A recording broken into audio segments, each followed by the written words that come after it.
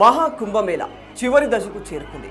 ఫిబ్రవరి 26న ముగియనున్న ఈ మహోత్సవానికి మరో అద్భుతమైన ఖగోళ ఘట్టం తోడు కాబోతుంది. ఫిబ్రవరి 28న సౌరమండలంలోని 7 గ్రహాలు ఒకేసారి ఆకాశంలో అరుదైన దృశ్యం మనకు కనువిందు చేయబోతున్నాయి. ఈ అనంత విశ్వంలో ఎప్పుడు ఎక్కడో ఒక చోట వింత సంఘటనలు జరుగుతూనే ఉంటాయి.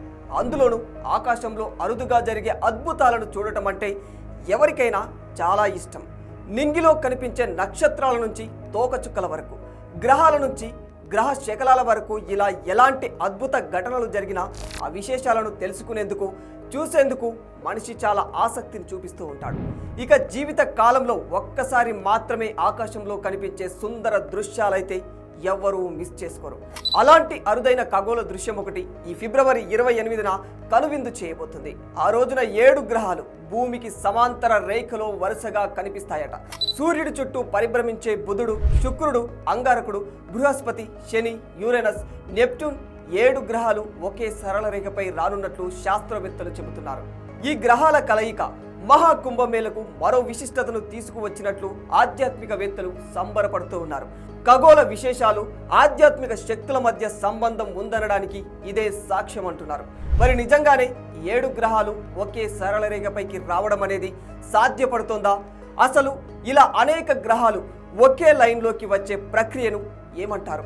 ఈ గ్రహాల సమూహం ఏర్పడటం వల్ల భూమిపై ఏమైనా ప్రభావం పడుతుందా? అయితే గ్రహాలు ఒకే వరుసలో కనిపించడం అనేది చాలా అరుదుగా జరుగుతూ ఉంటుంది. ఇప్పుడు బుధుడు, శుక్రుడు, అంగారకుడు, బృహస్పతి, శని, యురేనస్, నెప్ట్యూన్ గ్రహాలు ఒకే వరుసలోకి రానున్నాయి. మనం భూమిపై నుంచి చూసిన సమయంలో ఒకే వరుసలో దర్శనమిచ్చినప్పటికీ వాస్తవానికి గ్రహాలకు మధ్య చాలా దూరం ఉంటుంది. ఇంకా ముఖ్యమైన విషయం ఏమిటంటే ఒకే సరళ రేఖపైకి రావడం అనేది హైలీ ఇంపాసిబుల్. ఎందుకంటే మన సౌర వ్యవస్థలో ప్రధానంగా 8 గ్రహాలు ఉన్నాయి. ఈ గ్రహాలన్నీ సూర్యుడి చుట్టూ వివిధ వేగాలతో వేరువేరు కక్షలలో తిరుగుతూ ఉంటాయి.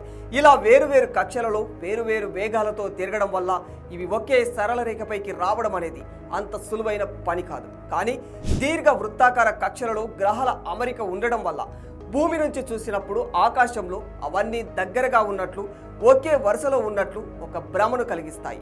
అయితే బుధ గ్రహం సూర్యుడికి అత్యంత సమీపంలో ఉంటుంది కాబట్టి 88 రోజుల్లో ఇది సూర్యుని చుట్టూ తన కక్షను పూర్తి చేసుకుంటుంది.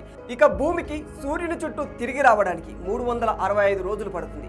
దూరంగా ఉన్న నెప్ట్యూన్కు సూర్యుడి చుట్టూ ఒకసారి తిరిగి రావడానికి 60,190 రోజులు పడుతుంది. అంటే 165 ఎర్త్ ఇయర్స్ పడుతుందన్నమాట. ఎర్త్ ఇయర్స్ అంటే భూమి తన చుట్టూ తాను తిరుగుతూ సూర్యుడి చుట్టూ ఒక రౌండ్ తిరిగి రావడానికి పట్టే కాలం. ఇలా వివిధ గ్రహాలు వేరువేరు వేగాలతో సూర్యుడి చుట్టూ పరిభ్రమిస్తున్నప్పుడు వీటిల్లో కొన్ని గ్రహాలు ఒకేసారి సూర్యునికి ఒక వైపు రావడం అప్పుడప్పుడు జరుగుతూ ఉంటుంది.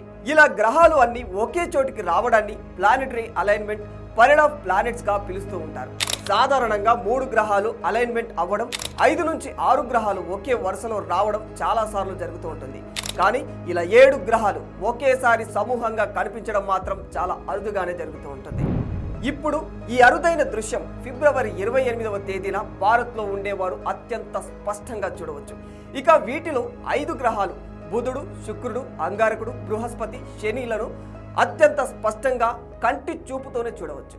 అయితే కాస్త దూరంగా చాలా మసకబారిన గ్రహాలుగా ఉండే యురేనస్, నెప్ట్యూన్లను మనం చూడలేము.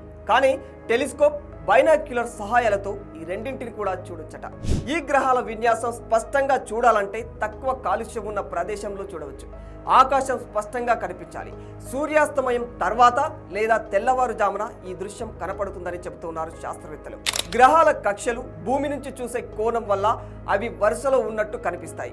50 డిగ్రీల పరిధిలోనే ఈ 5 గ్రహాలు మనకు కనిపిస్తాయని చెబుతున్నారు శాస్త్రవేత్తలు. ఈ అరుదైన ఖగోళ ఘటన మనకు ఖగోళ శాస్త్రంలో ఎంతగానో ఆసక్తిని రేకెత్తించడమే కాకుండా మహాకుంభమేళ సమయంలో జరగడం వల్ల విశేషంగా మారిపోయింది. అయితే ఈ గ్రహాలన్నీ ఇలా ఒకే చోట సమూహంగా మారడం భూమిపై ఏమైనా ప్రభావం పడుతుందా అనేది చాలా మందిలో ఉన్న సందేహం. కానీ ఈ సంఘటన వల్ల భూమిపై ఎలాంటి ప్రభావం ఉండదంటున్నారు ఖగోళ శాస్త్రవేత్తలు. For more videos like this, subscribe Big TV channel.